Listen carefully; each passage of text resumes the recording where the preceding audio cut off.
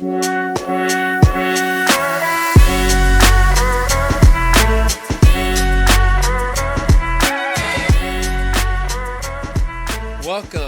to the Convince Me podcast, where we are on a mission to convince you to step out of your entertainment comfort zone and try something new. So with that said, let's get to convincing. Last episode, Darren and I talked about honestly, one very well animated anime, or it's not really an anime, I guess. One well animated show from Darren, All Devouring Whale, and I talked about another well animated, interesting show, The Elusive Samurai. I did not get around to watching what Darren watched. I will eventually. I feel like getting through the anime recommendations is easier than getting through the video game recommendations, just purely because it's a significantly smaller time commitment. Yeah. I mean, with a game, like, you're looking at like 10, 12, 14 hours, and that's the lower end, versus a 12 episode anime, you're looking at a few hours, like, at most. So, Darren, the episodes that we will be talking about or the shows that we'll be talking about this week, did you get through all of your anime, most of your anime, some of your anime? How did you fare since last time? So I made it through the entire first season of the anime that I chose to watch for this week's episode. Sure. Which says a lot, honestly, considering the just multitude of everything else that I am watching. Which we'll Including get to in just a other second. shows. Yeah, which we'll get to. Including even other shows that I've picked up just as a, hey, why not? I'll try it. Really? That Okay. also have quite a few episodes that I've been watching to try to both catch up on and enjoy. So it's been a bit of a balancing act, truthfully. But no, I mean, getting through the entire first season was actually pretty easy, which bodes well. That does bode well. I got through the entirety of my show. For the time being, I'm focusing on shorter anime, like 12, 13 episode animes, just because I'm spending a ton of time catching up to One Piece. And as of today, I am officially in the 990s. So my wife and I did some house cleaning today, and I'm watching One Piece in English until I catch up, because I can step away from my tablet, phone, or whatever for a few seconds to get something done, to cook, to clean, or whatever, and I still have an idea of what's going on, versus Japanese, where I wouldn't be able to do that. So, yeah, I got through, I think, like 6 episodes today. So I have been told that I am in for a treat I think I'm on 991. So in about 9 episodes, I have been told that I am in for a treat. So before we get to our shows that we're going to be talking about today, Darren, my question for you, and audience, if you would like to comment or whatever, what is a red flag that will stop you from being willing to either watch or continue watching an anime? I have mine. I'll let you think, because I obviously came up with this question, so I had time to think. My red flag, and this is just a personal thing, is if there is zero action in the show.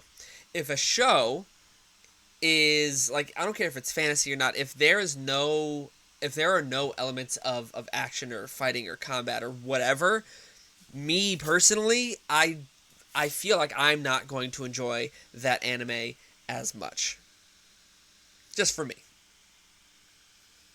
Yeah, I mean, that's hard to argue. It's a big reason why I fell off of Spy Family as quickly as I did. I made it through the first season, and honestly, I thought the first season was good and fine, and the second season came out, and I never clicked on an episode. Sure. So it just didn't do much for me. It's kind of the difficulty that I also find with Free Ren, unfortunately. but I respect Free Rent a lot for what it is. So I'm watching it because I think that the payoffs are worth it Sure. regardless. Um, for me, honestly, I it's not so much that this is a red flag, but if there's some specific animation styles that I can't force myself to watch. The biggest perpetrator of this for me, as far as in recent memory, is Ruby. I tried to go back and watch Ruby on Oh, more like than one that occasion. CG. Yeah, Yeah. and I just can't do it. I don't know what it is. I've been told the story of Ruby is good. I've been told the characters are great. I can't get past the animation. It's just it does nothing for me.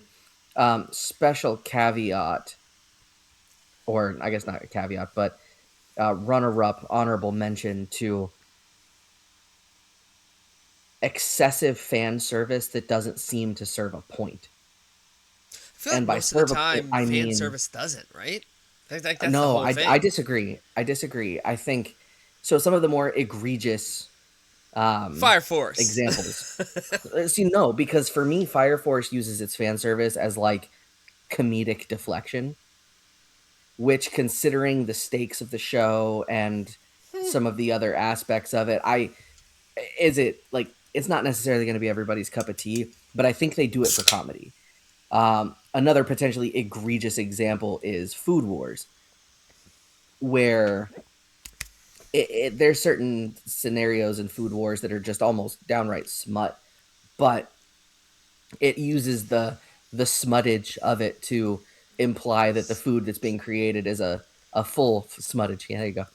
Is a full body experience, and Yeah, that it sure. affects you in a multitude of ways. So like sometimes you can make some leaps of logic to be like, all right, I don't necessarily love it, but it doesn't feel out of place. Whereas then there's others that are just What's like, an example of one oh, that like yeah did get you?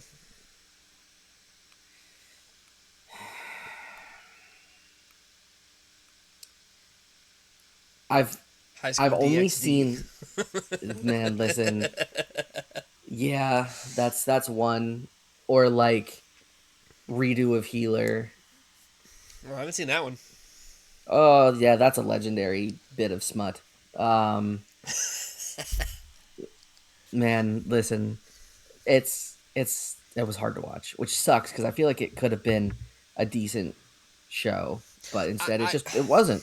I was gonna initially my answer was gonna be animation, but then I thought about it, and in recent memory, like obviously, my favorites in recent memory have been like high quality animation. But then you've Mm-hmm. had some shows like Newgate or like Jack of All Trades, honestly, who the animation is not high like AAA across the board like full on excellent animation the whole time.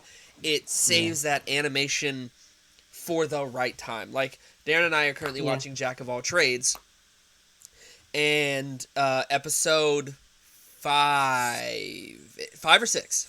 I can't remember off the top of my head. It might be six. Um, there is a fight between the protag and another thing, and out of nowhere, out of nowhere, that it was fight's six. budget just the animation is crazy in that fight out of nowhere. Mm-hmm.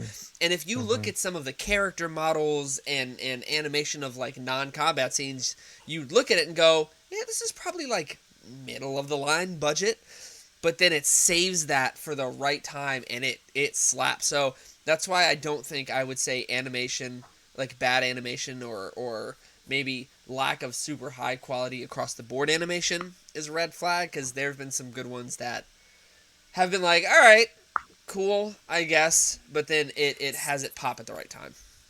See, I'm not even talking about animation quality so No, much as you're talking about animation style. style. Yeah, I know what you're talking about. Like, because there was that other show that it's a newer show, and let me see if I can find it in my watch list real quick. Just because it's This another one of season or those that last? last season, I So believe. Winter? Um, Winter season? no, I think we're still in winter season, aren't That's we? what I thought. Was that I guess it would have been. Yeah, I guess it would have been fall.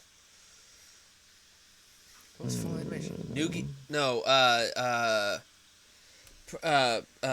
Oh my gosh. Something about a dungeon? no, no. Good guess, considering that's like 80% of anime right now. No, it's not is it wrong to pick up girls? No. Not A rank party. Uh-uh. Was it one that we were both Oh watching or just you? man. No, it was just me, and then you asked about it once, and I was like, eh. Oh man, this is really Yeah. irritating. I can picture it in your head. I swear it had something to do with the dungeon. Uh-uh. I'm losing my Nope. mind. Nope, nope, nope, nope, nope. Because I know what anime you think I'm talking about, and it's not that one. Um, oh man, I'm going back and looking at stuff from last season to see if I can find it now. Because like now this is just almost a passion This project, and it's is a gonna bother pride. me This is a until I pride find it. thing. 100%. Oh man, Man. it's one of those like it's a 2-word title. I'm probably not going to find it because I don't want to take too much time looking Yeah. for it. But basically, the words that I described it to you were, oh, it seems like it's a decent show, but it feels like it's animated like a Saturday morning cartoon. Yeah. I. And I don't Yeah. necessarily mean that in a negative way, but I mean it in a way that, like, for me, the animation style didn't match what was trying to be conveyed in a way. And for me, that completely took me out of it and made me just not even kind of care about what was happening in front of me. You're pretty jaded. You're hard to please. So. Not really. Ah, Onmyo Kaiten. There we go. Oh, I would Found not it. have. Okay. Found it. We're good. Okay. Um, but yeah, I mean, Rest like, I easy. thought it was fine, but it's a cliche story with Saturday morning animation. And I think that exceptional animation can make an otherwise mediocre anime be very, very watchable, if for no other reason than the spectacle of it. Sure. But if you give me like a mid to okay show and animation that I don't necessarily enjoy, which of course is completely subjective, um, then I fall off of it almost immediately. Okay. Fair enough. Like on So. Neo Kaiten, I think I got through 3 episodes, and I was like, I'm good. So I'm curious to know because this show has been recommended to me left and right on Crunchyroll, Mm-hmm. all over the place Mm-hmm. after episodes end, on my front page, everywhere. Mm-hmm. So, Mm-hmm. Mm-hmm. Darren, talk to me about Mushoku Tensei. Yes. So when I chose this anime, I chose it specifically because it's similarly been recommended up, down, and sideways on Crunchyroll. And it's a show by Studio Bind, who I had never heard of. Um, I don't even know of like the other shows that they've made. So I looked it up, and they've done Onimai, I'm Now Your Sister, or Flower and Asura, or Ruri Rocks. And I haven't heard of any of those. I've heard that though for 20 years. Um, God Almighty. But so I picked this show. I was like, all right, sure, why not?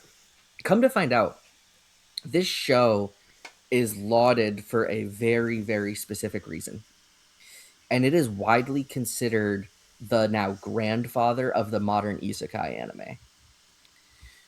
So, for those unaware, or if you don't necessarily watch anime, an isekai is basically a where you have a character who is basically alive in our world, and then something happens. Usually, they die and they wake up in a completely different world. So, reasonable examples of which include shows like Overlord. That time I got reincarnated by a slime. ReZero, the wrong way to use healing I magic, love etc. that. Man, I missed that anime. I hope it comes back soon. It is new season this year. Yes. And I want to say that might be either spring or summer season. So that is for sure coming back this year. That's cool. Anyway, So this show follows a 34-year-old who, Nice and young. well, 34-year-old in Japan, In Japan, is basically a shut old. in, right? Shut in who finally gets like kicked, like has a bunch of traumatic stuff happen to him, gets kicked out of the place that he's living because the people who basically own the house of which he lives on the second floor are tired of him and are tired of the trash and the smell. So they kick him out. He ends up seeing these two girls about to get hit by a truck, pushes him out of the way, saves them. Yu Yu Hakusho. Got it. Where we immediately see difference in the isekai formula, typically speaking, when people are isekai'd, they may have some memory of having been alive in another world, but not necessarily. Um, Not only does this character carry all of their memories from their original life, but they also carry all of their trauma and psychological damage from everything that they endured. And you find that, it was this real overweight kid who got bullied a lot at school, basically got beat up by some bullies, stripped naked, and duct taped to a pole out in the front of the school and just completely displayed, like quasi crucified in the manner and like the posture that they were put him in for everybody to just like stare at him and So this is a laugh. dark show. It's horrific. But this Ah. is all stuff that happened to him in his other life. He comes into this new life as a newborn. So not just like, hey, I'm a person who just appeared in the middle of nowhere in this house in the forest because this deity allowed that to be. No, this character is born into this world. And he's like full newborn, completely cognizant of the world around him, different language, different everything. And it's a pretty like novel take on I'm going to grow up in this new life, but my memory, my mind, everything about it is that of a 34-year-old individual who has pretty much lived a full half life at this point. Mm. And so you're watching the character he becomes reborn as. His name is Rudius. They call him Rudy. And he is the child of two very relevant former adventurers, a swordsman and a healer. And he ends up getting a pretty quick affinity for magic just through his own practice. He finds one of his mom's spell books, reads through it, ends up being able to summon a big enough ball of water that he completely blows the side of their house off. And that's kind of where things start. So they hire him a tutor. You go through. He builds a relationship with the tutor. It's a pretty raw first few episodes, like pretty dark, but also I will forewarn those watching it. There is almost some pretty graphic sexual content, Oh. but it's not in the sense that it's like smut. It's in the sense that like, yeah, you have a husband and wife who clearly like each other and they do stuff about it. Oh, it's like And okay, okay. his tutor is like a young seeming girl who hasn't been exposed to a lot of that type of stimulus, and she doesn't hate being around it either. Now, it's not the point of the story. It's simply something that also happens. Um, and so the story then becomes about watching Rudy grow up, his tutor teaching him magic, teaching him how to become stronger while he's also battling the demons of everything from his former life until he gets to a point where he's strong enough that he wants to join the Mages Academy. Um, his father ends up contacting one of their old adventurer friends who just throws him in the back of a carriage, takes him away. And really, the story kind of unfolds from there. Now, this first season was 24 episodes. Sure. Given the constraint that we tried to put on ourselves relative to speaking on these shows, Yeah. it will take you if to really get a feel for if you're going to like the show or not. I would say it took 8 episodes of that first season. Oh wow. If you make it through the first 8 episodes and it really doesn't do anything for you, it won't do anything for you. But the things that happen in that 8th episode and everything that progresses from there is, I mean, it's crazy. The story goes from innocuous to seeming world altering calamity all of a sudden. And so does he have like you said he has like magic, He's a but mage. He's a mage. Just a like mage. full like He elemental mage, like you said he did like water, but so there's levels of mages that I can't remember exactly what the tiering system is, but he basically you get your like beginner, your mid, your advanced, your saint class, and then your like god class. I think he by the age of 8 years old is a saint class water mage because he casts a saint level water spell, what's which with the is water stuff in isekais? crazy. It's crazy looking. Um, Yeah, how is like the the animation on that spell is nuts. if you could compare like some of the action or whatever to another show, what show does it ring a bell for? Mm. So the majority of the combat that occurs is pretty much melee based. So when the adventure actually starts, he's traveling with a spear user and a swordswoman Yeah. slash girl. He also, because his father is a swordsman, has been trained in the sword, and so he's pretty decent with a sword. But I mean, definitely a mage. Um, but as far as like how you compare the action, I mean, that's tough. Um, I would say, I would say, honestly, comparing some of the melee based combat to solo leveling is not ridiculous. Wow. But the spell casting is infinitely more like fantastical in terms of the way that it comes about. So, you get, we'll call it more of like a practical application of magic through a show like The Water Magician, Yeah. right? Um, it's not necessarily as practical as that, but it's infinitely less fantastical than like, I'm going to summon a meteor from the sky and bring it down on the planet type of thing. So somewhere between those. Um, Does it feel like there could be a progression for him to get to like world altering magic ability? How far uh-huh. did you get into season 2 at all? No, I'm on the like what I can only call it like the prequel episode. It literally calls itself season 2 episode 0 Oh, so is like where I am. Kaiju did. Kinda, yeah. Okay. Um How is the score? so I mean the music is beautiful, but definitely not the centerpiece.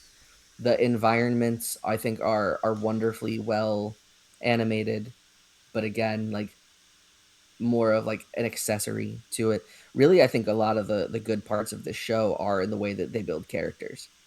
Yeah, I was gonna say Like how. you get the whole plot of the world going on around you, but you also have this entire subplot of Rudy trying to overcome the patterns and destructive behaviors of how he was in his past life that resulted in a lot of his misery So he brings and over all of the. his trauma. All of his trauma. What does that look like? Mm. What do you mean? Like, So early on, for example, because he had such bad experiences with his peers, when Rudy is a young boy, he really struggles with being able to actually leave the house because he was a shut in for most of his life. He struggles to leave the house, to go outside, and like almost refuses to talk to anyone his age because he is convinced that he hears the voice of them making fun of him when he goes nearby. that's So, literal PTSD trauma responses to being around kids his own age because of the bullying that he sustained in his past life. So, part of this entire subplot is him overcoming that. Towards the end of season 1, there's a really like big bonding moment between him and one of the other characters, and he wakes up in the morning and that person is gone because they're just going to go have their own journey. And so then he has to deal with this massive feeling of being abandoned by somebody who he was finally growing close to, and that you can see that it rocks him to his core.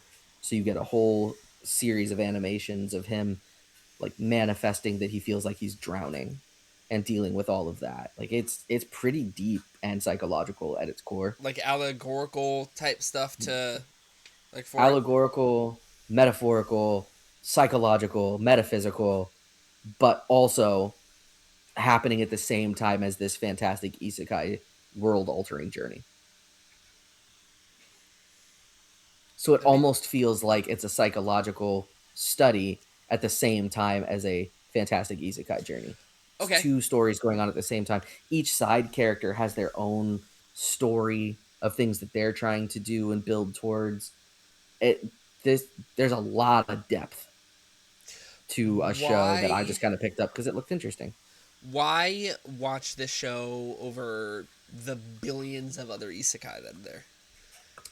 So most of the other isekais that exist now are either harems or power fantasies or some kind of both. Sure. In this case, Rudy is very powerful, but this whole story isn't about him being powerful. It's about him just trying to make a better life for himself so he doesn't become the same version of himself from the other life.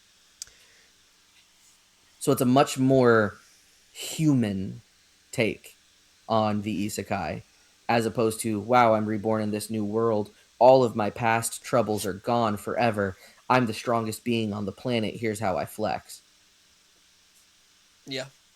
And did you find any lulls in Nope. story or action or Nope. anything? Nope. Not even None. a little bit. Every single thing that happens in the show, barring the last episode of the first season, which again was kind of like an extra episode, that just kind of shows something else that was happening while the main character was doing another thing. Um, it's basically like a pure example of an OVA. Um, Everything that happens matters. Okay. And you And in feel fact, it's one of those shows where there isn't, for most of the first season, there isn't an opening credits. It's just things happening. with There's like like an people's opening theme playing, but like things are happening. They're traveling, they're walking through countrysides, like they're doing things. wow. Yeah, I mean, I it wasn't until I started watching anime a couple years ago that I realized just how many isekai there were. Um, and Darren and I will look at the list of like seasonal anime, and like it feels like 75% of them Mm-hmm. are isekai in some fashion or another. But yeah, I mean, Mm-hmm. the is there a reason why it's is was it like not the originator, but is it seen as like the blueprint for what isekai Yeah, is? for the modern isekai for sure. Um, it's pretty much the conversation between this and ReZero. ReZero is a little bit different because the main character doesn't really have a lot of power to change the world Yeah. so much as he has the power to redo things. So it's him having to think through each little subplot in the show is like a puzzle. Whereas Okay. here, it's nope, he's really only got one shot. Figure out how to make it happen. But it's well done. It's not a power fantasy. It's not a harem. It's a dude overcoming his past, his own traumas, while also trying to find his way in a new world that he was starting to figure out and then gets completely turned over on its head. And how soon into the show is there like a big like evil or like thing to combat? In the first season, we briefly see who we think might be that, but we don't know if that is the case or why. We know a thing Okay. happens, and this thing that happened literally changes everything. And how and you said that's about episode 8 where that kind of comes together. That's a good question. Let me tell you that specifically. So, episode 8 is literally called Turning Point 1. So, yes, episode 8 is the point where everything changes. And if you don't have like things that are happening, or you don't have attachment to those characters at that point, well, probably not, because then episode 21 of season 1 is Turning Point 2, which again is that. Okay. It's that. So it's the show has ways of like it doesn't force you to change direction gently. Oh, it just does it. It yeah, like you know those shows where you watch some dude get the taste slapped out of his mouth by some chick and his head turns in the complete different direction. Like that's how hard the show hits you with direction changes. And knowing my taste, knowing me Mm-hmm. personally, Mm-hmm. why, if to wrap up your summary, your Mm-hmm. your your your convincing segment in a phrase or two, why should I watch this? Well, as somebody who enjoys a combination of wanting to feel stronger but also build worlds, this has the potential to be your favorite isekai you've ever seen. Okay, fair enough. Full stop. Fair enough. Like like not close. Okay. Fair enough. I've this one has been on my radar. I have missed out on a decent amount of shows that I want to watch because I've been catching up on One Piece. But I Sure. am very, very rapidly approaching that point, which is crazy to say. Mm-hmm, So mm-hmm. this could very potentially be on the list of things I start doing once I'm caught up. Yeah, I would probably even go so far as to tell you to prioritize this one. All right, fair enough. Now I have been so excited to talk about this show. I to the point where I really want to watch the first episode with you. Uh-huh. I'm getting ahead of myself. This I've been so excited to talk. So, Witch and the Beast is a fantasy magic based anime that takes place in the 20th century. And it's by Yokohama Animation Lab. I hadn't heard of them, so I looked them up, and the only thing that you and I would know that they've made is Newgate. Now, No. Darren, when we think of Newgate, I go back to. I know they're not classified this way, but I think of anime as like AAA, AA, and single A. I would classify Newgate as like that AA animation isn't the best tier the entire time, but there are moments of like, yeah, they clearly put in work to this specific story beat. Strong waifu presence though. Yeah. This show is not that. It is very, very high quality animation across the board. Across the board. So the premise is there are two people who work for the Order of Magical Resonance, which is an order that uses magic to fight against magic. And in this world, there were 17 witches. They were the 17 like first witches, and they are known as origin witches. And people in their lineage inherit their abilities and powers. And each episode, I think it's a 12 episode anime. I think there are maybe 3 or 4, maybe 5 episodes that don't do this, but majority of the episodes start with like an opening narrator telling you an extra something about the world. So the first episode talks about the origin witches, and then it says, when a witch curses you, there are 3 ways to get rid of it. A loving kiss from Prince Charming. The witch has a change of heart when they cast the curse, and then it cuts the credits, and then the episode just starts. And so it creates that mystery of like, what's the third thing? And so it starts with these 2 people getting off a train, and they're looking for a witch. No idea why. Within the first like 5 minutes, action happens. They're in this train station, and all the windows just blow out. And you see you see a hulking, titanic, muscular shark with arms and legs walking through a city like Godzilla. Now, I want you to understand that the animation style could be reasonably compared to, like, Attack on Titan, honestly. As far as, like, the darkness of it and the animation style, kind of feels Attack on Titan-y. So you see this big hulking shark. Something happens. I do want people to watch it and have something to look forward to in that first episode, but an encounter happens. Really good animation. Mm-hmm. So, as the show keeps moving on, you learn that witches are hated. Just across the board, hated. Sure. And they're looking for a witch, and they find her. And it turns out that in this area, there's a witch who lives in the area that's beloved. Absolutely beloved.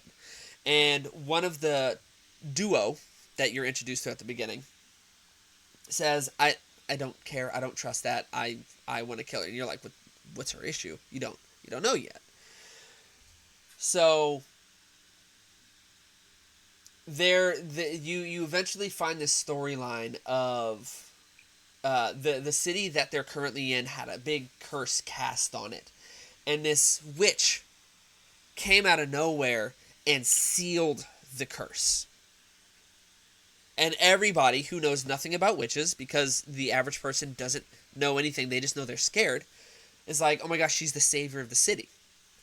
And like halfway through the episode, one of the other person of the duo says, yeah, something's weird there, because you can't just seal a curse. You can't do that. So this whole myth that the city is living by is some sort of lie. Something is wrong here. Because you can't do that.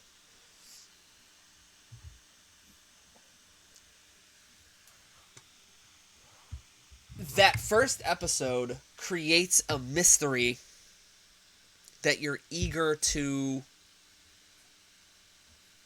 learn more about. But the craziest part is that whole situation is solved by episode 2. So that's not the mystery of the show.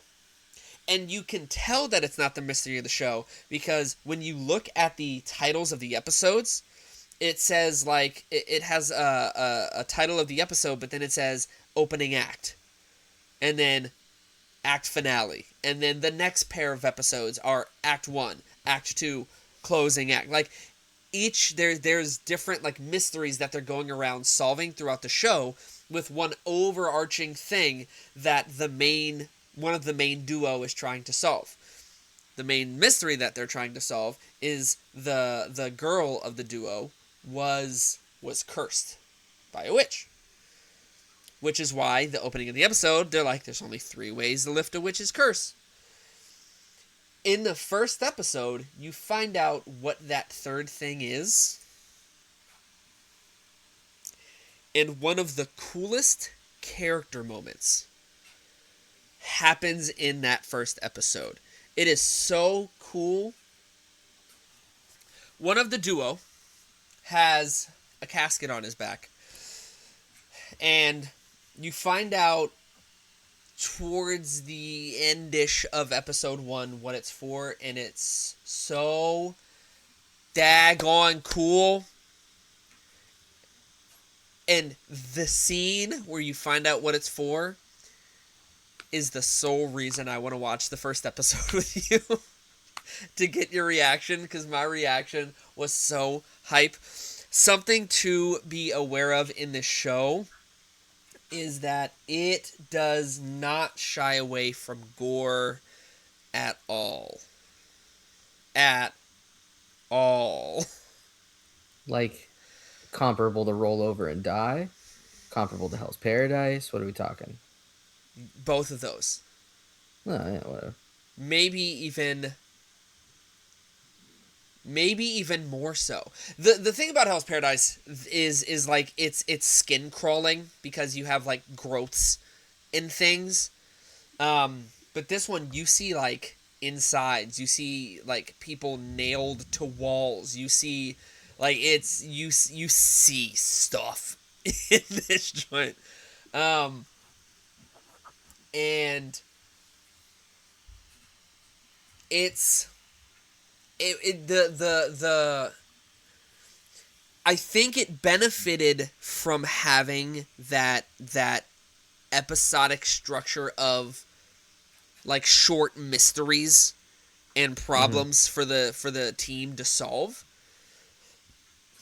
and it keeps it really fresh and fast paced and interesting the whole time because you you don't have time to get bored of what's happening because it only takes like 2 or 3 episodes to come to a conclusion, and then the next episode they've already started on the next thing, while at the same time having this overarching thing with one of the characters trying to find the witch that cursed her. Mm-hmm. The music was didn't stand out. It did its job. It was fine. And I the cities are interesting to the point where I may or may not take some inspo from some of these episodes for a campaign that we have coming up for Mm-hmm. Fabula Ultima, and maybe even some ideas of encounters for you guys to do. So it's it feels good to watch, and I kind of blaze through it, to be honest, which I always think is a good thing. It didn't feel like 12 episodes. It felt shorter, but it was a lot of fun to watch. I would highly recommend, for sure. Hmm. All right. Um. So I did some looking while Yep. you were talking. Yep. This is a show with no present announcement of a second season because of the health of, I believe, the writer or perhaps showrunner. Didn't It quite did see what it end on was. a cliffhanger, yes. Okay. You know me pretty well. Is that going to bother me? It depends on what would bother you. Like, because of the nature of it being, like, episodic mysteries that they have to solve, it's not like you don't get a conclusion of sorts. Like, they conclude the mysteries in season one. There's the overarching one with one of the main Mm. characters. Sure, that doesn't get resolved because there's no second season as of now, but you do get smaller resolutions throughout. So I Mm. think because of that, whatever, you know? Hmm. Hmm. Okay. Because really, that seems to be the only thing that would potentially bother me. Because I don't like when things are left unfinished, because then it just feels like I wasted my time. I don't think you feel like you're wasting your time with this because it is honestly an interesting world to think about, Mm. and the 12 episodes that you're exploring it are interesting and leave you they it will leave you wanting more, but I think there's enough in there where, like, I mean, worst case scenario is the light novel or manga still still going? No, I believe that's where the hiatus is. Uh,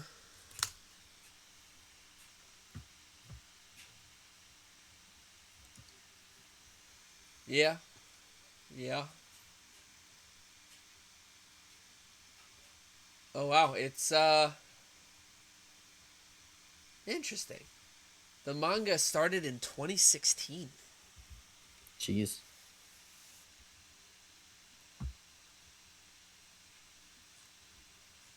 Yes, and I keep calling them the duo. The characters' names are Guido and Ashath.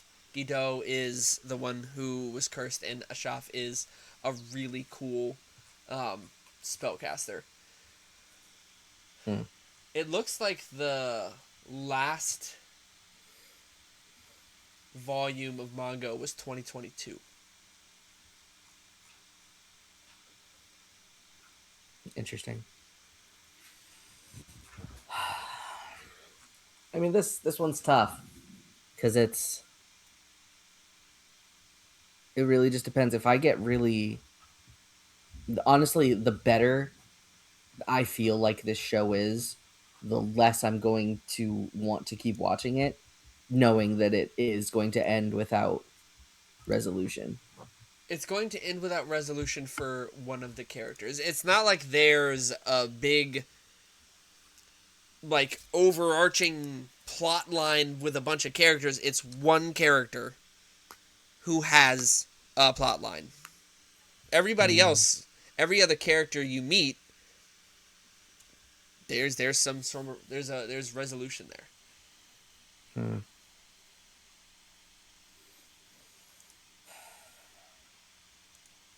Well, I mean, I suppose if we ever get to a point where there's another lull, I would potentially consider it. Um, Knowing that it only has 12 episodes makes it a little bit more of a difficult watch. Yeah, Not because I think it would be bad for 12 episodes, but because I worry I would like it more than 12 episodes worth of like. So it's both sure, a good thing and a bad thing, unfortunately. But I'm certainly not opposed. God knows I've got enough to watch right now, though. sure. Cool. Sounds like a maybe. We'll see what happens with the season Yeah. 2, which I do hope it gets. I really do. So now that we've talked about the shows that we've been watching, with this current season of anime, Darren and I are watching. You might be watching more than me, but I do Yeah, for know sure. that we are currently. I'm watching 7 shows. The shows that I'm watching, and I believe Darren's also watching all of them, is Hell's Paradise, Noble Hmm. Reincarnation, Hmm. Jujutsu Kaisen, Sentenced to be a Hero, Jack of All Trades, Dead Account, and Roll Over and Die. Those are the 7 that I'm watching. And Yes. as far as favorites go, it's interesting. I have a favorite, and then I have one that I'm most looking forward to when episodes come out, which sounds, I feel like might sound contradictory, but I think for me, my favorite so far is Sentenced to be a Hero.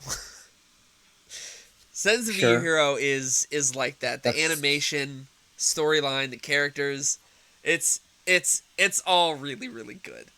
The yeah, one, that is not a hot take. no, not at all. But the one that has me most intrigued, this is why I said looking forward to the episodes the most. The one that has me most intrigued is Roll Over and Die. No questions asked. I would Because say I would say Noble Reincarnation's like a close second though. Noble, in my brain, Noble Reincarnation is what the beginning after the end was supposed to be. Yep. Yep. Yep. Yep. Yep. It's really good. Hmm. It's really good. But Roll Over and Die is you Potentially watch terrifying. the first like episode and you're like, "Oh, this is dark." And then you have character moments where it's like cutesy, like, "Let's go shopping," and, "Oh, you're my best friend," and all this other stuff. And then you see a freaking monster without a face, and it's like, what is the tone of the show? It's so all over the place, but it's so interesting. Yeah. And then in the next one, it's, oh, I'm being betrayed by the guild, and oh wait, really hot succubus demon waifu. And then Sure. it's so all over the place, but it's so interesting because I didn't spoil anything for myself, but I looked up just general information and found out that it's potential that the show gets into like eldritch horror territory.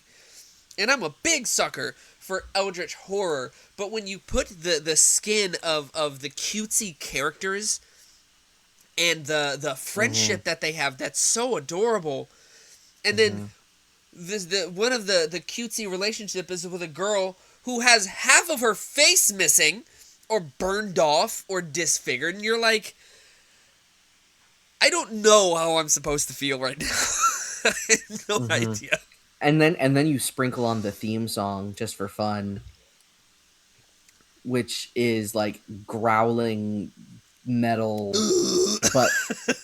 but like cutesy girl voices at the same time. I think that, yeah, It's it's it's crazy. The duality of it is wild, which is also interesting because doesn't every single episode have like a duality type title? let me pull up Or am I the. thinking of a different show? Yeah, no, it does. The beginning and the end, coincidence and fate, purity and Uh corruption. huh. Yeah, it's all about duality. Uh huh. And boy, does this show get duality-fied. Uh huh. That's Uh the huh. show in a nutshell. Uh So huh. Uh if you huh. were thinking of something to watch, Roll Over and Roll Die over and die. Yeah, is that's it. is an interesting one, and then one that took a long time, not a long time, one that took a bit to get going was Jack of All Jack of Trades, all trades. because the Yeah. issue with that one was that it felt soda dude. It felt like at the beginning, and it kind of still does, but the beginning was almost bar for bar every other anime where the dude was kicked out of the party. Yep. I left my A rank party, or I joined the S rank part. All those ones, it was Oh, bar for yeah. bar. Like, oh, you're not strong enough for our party. We're gonna kick you out, and it turns out that he's actually incredibly good at what he does, and then all this other stuff. And you're like, what are the odds of that? But I do feel like this one, there's a touch of something different there. I don't know that I can put my finger on it, but uh, Yeah. it stands out. And then the the award for most confusing anime of the season goes to Jujutsu Kaisen, because I'm so consistently like, what's happening? Uh huh. Huh? Uh huh. Am I supposed to know that character? Should I know what this means? Yeah. Shout out to the Dead account, which I think is the perhaps another sleeper new IP of the season. Really interesting premise with a lot of potential, social commentary involved. Oh yeah, oh yeah. Um, I'm also watching the next season of Free Ren. I'm watching Yoroi Shinden Samurai Troopers, which is basically a sequel series to the OG Samurai Troopers from the 80s, which is fantastic, Hmm. by the way. And then, of course, it wouldn't be a season without me watching something with a really, really long title. So I'm also watching There Was a Cute Girl in the Heroes Party, so I tried confessing to her, which is not a bad show. Okay, It's I'm okay. not going to sit here and necessarily go so far as to say it's a great show, drop everything you're watching to watch it, but it's not bad. It's not bad. Yeah. So with that said, that is where we will wrap it up But here. And thank you for listening. It's been fun. Um, if you have any anime that you suggest that we try, keep in mind we are doing other stuff, live stuff, other shows, other games, and all those other things. So we'll try. try to watch as much as possible. And yeah, Speaking of, what are you watching next? fair enough. I will be watching A Wild Last Boss Appeared for my next show. Huh. I will be watching Tsukimichi Moonlit Fantasy, which, as I have now looked, Uh, I do believe is another isekai. it's also 37 episodes in. Yeah, and they are getting a new season this year, I believe. Nice. Your So it's the perfect time to see if it's worth my time to watch. isekais are going to be your roguelikes for anime. Or Metroidvanias, I guess, is probably more correct. But yes, thank you for listening and just being here. Um, send whatever you want our way, suggestions, feedback, and with that said, I think that is our time. So, Darren, audience, Are you convinced yet? hopefully.